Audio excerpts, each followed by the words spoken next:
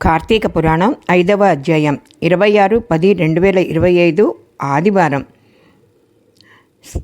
మూలం స్కాంద పురాణాంతర్గత వశిష్ఠ ప్రోక్త కార్తీక మహత్యం. 5వ అధ్యాయం. ఓ జనక మహారాజా, కార్తీక మాసంలో స్నాన దాన పూజానంతరం శివాలయమందు కానీ విష్ణాలయమందు కానీ శ్రీ భగవద్గీత పారాయణం తప్పక చేయవలేను. అట్లు చేసిన వారి సర్వపాపములు నివృత్తియగును. ఈ కార్తీక మాసంలో కరవీర పుష్పమును శివకేశవులకు సమర్పించిన వారు వైకుంఠమునకు వెళ్ళుదురు. భగవద్గీత కొంతవరకు పఠించిన వారికి విష్ణులోకం ప్రాప్తించెను. హీనాదిహీనంలో శ్లోకంలో ఒక్క పాదమైన కంఠస్థము ఓనరించవలను. అలా చేసిన వాళ్ళకి విష్ణు సాన్నిధ్యము పొందుదురు. కార్తీక మాసంలో పెద్ద ఉసిరికాయలతో నిండి ఉన్న ఉసిరి చెట్టు కింద కూర్చుని వనభోజనమును ఆచరించవలెను. యథావిధిగా యథోచితంగా పూజించి సాలగ్రామాన్ని తీసుకువచ్చి ఆ చెట్టు మొదట్లో పెట్టి యథోచితంగా పూజించి విష్ణుమూర్తిని ధ్యానించి ఉసిరి చెట్టు కింద భుజించవలెను. బ్రాహ్మణులను కూడా ఉసిరి చెట్టు కిందనే భోజనము పెట్టి వారికి దక్షిణ తాంబూలాదులతో సత్కరించి నమస్కరించవలేను. వీలును బట్టి ఉసిరి చెట్టు కింద పురాణ కాలక్షేపం కూడా చేయవలేను. ఈ విధంగా చేసిన బ్రాహ్మణ పుత్రునకు నీచ జన్మము పోయి నిజ రూపము కలిగెను అని వశిష్ఠుల వారు చెప్పారు. అది విని జనక మహారాజు మునివర్య, ఆ బ్రాహ్మణుడు ఇతివృత్తం ఏంటి, అతని గురించి ఎలా కలిగింది, ఆయనకు అసలు దానికి గల కారణం ఏంటి, దాన్ని మీరు నాకు సవినయంగా సవివరంగా చెప్పండి అని ప్రార్థన చేశాడు. అప్పుడు రాజా, కావేరీ నదీ తీరంలో చిన్న గ్రామంలో దేవశర్మ అను బ్రాహ్మణుడు ఒకడు ఉండేవాడు. అతడొకకి ఒక పుత్రుడు కలడు. వాని పేరు శివశర్మ. శివశర్మ చిన్నతనం నుండి భయభక్తులు లేక అతి గారాభంగా పెరుగుట వలన, నీచుల సావాసం వలన చేసి దురాచార పరాయణుడై మెలుగుచూ ఉన్నాడు. అతని దురాచారాలను చూసి ఒకనాడు అతని తండ్రికి కోపం వచ్చి, బిడ్డ, నీ దురాచారాలు అంతు లేకుండా పోతోంది. నీ గురించి ప్రజలు ఏమనుకొని చెప్పుకుంటున్నారో నీకు తెలుసా? నన్ను నిలదీసి అడుగుతున్నారు. నీ వల్ల కలుగు నీలాపినందులకు నేను సిగ్గుపడుతూ నలుగురిలో తిరగలేకపోతున్నాను. కాన నీవు కార్తీక మాసంను నదిలో స్నానం చేసి శివకేశ్వరుని స్మరించి సాయంకాలం సమయంలో దేవాలయంలో దీపారాధన చేయవలేను. నీవు చేసిన పాపాలు తొలగిపోవటానికి నీకు మోక్షప్రాప్తి కూడా కలుగుతుంది అన్నాడు. కానీ నీవు అట్లు చెయ్యటం పోయి కనీసం మాట కూడా వినట్లేదు అని అన్నాడు. అంతటా కుమారుడు, తండ్రి, స్నానం చేయటం వలన వంటి మురికిపోతుంది, కానీ అంతేకాని స్నానం చేసి పూజలు చేసినంత మాత్రాన భగవంతుడు కనిపిస్తాడా ఏంటి? దేవాలయంలో దీపాలు వెలిగించినంత మాత్రాన లాభం ఏంటి? వాటిని ఏదో మన ఇంట్లో పెట్టుకుంటే మంచిది కదా అని వ్యతిరేక అర్థములతో పెడసరంగా సమాధానం ఇచ్చాడు. పెంకి ఘటంగా సమాధానం చెప్పాడనమాట. కుమారుని సమాధానానికి తండ్రి, ఓరి నీచుడా, కార్తీక మాస స్నాన ఫలమంతా చులకనగా చూస్తున్నావు కదా.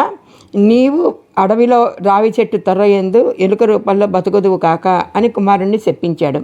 ఆ శాపంతో కుమారుడైన శివశర్మకు జ్ఞానోదయమై తండ్రి పాదాల మీద పడి, తండ్రి క్షమించండి, అజ్ఞానాంధకారంలో పడి దైవ కార్యాలకి ఎంతో చులకనగా చేసి వాటి ప్రభావములను గ్రహించలేకపోయాను. ఇప్పుడు నాకు పశ్చాత్తాపం కలిగింది. నాకు శాప విమోచనం ఎప్పుడో ఏ విధంగా కలుగుతుందో దానికి తగు తరుణోపాయాన్ని కూడా వివరించండి అని ప్రాధేయపడ్డాడు. అంతట తండ్రి, బిడ్డ, నా శాపాన్ని అనుభవించుచు మూషికమై పడి ఉండగా కార్తీక మహత్యమును వినగలుగుబో. ఎవరైనా వచ్చి కార్తీక మహత్యం గురించి మాట్లాడతారో అప్పుడు నువ్వు వింటావో, అప్పుడు నీకు పూర్వ దేహస్థితి కలిగి ముక్తి పొందుతావు అని కుమారుడిని ఊరడించాడు. వెంటనే శివశర్మ ఎలుక రూపమును పొంది అడవికి పోయి ఒక చెట్టు త్వరలో నివసించచ్చు, పొలములు దీవిస్తూ ఉన్నాడనమాట.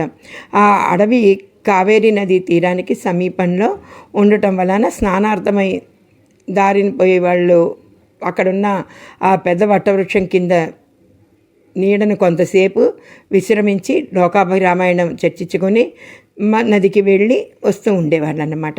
ఇలా కొంతకాలం గడిచిపోయాక ఒకరోజు తర్వాత కార్తీక మాసంలో ఒక రోజున మహర్షి అయిన విశ్వామిత్రుల వారు శిష్య బృందంతో కావేరీ నదిలో స్నానార్థి అయి బయలుదేరాడు.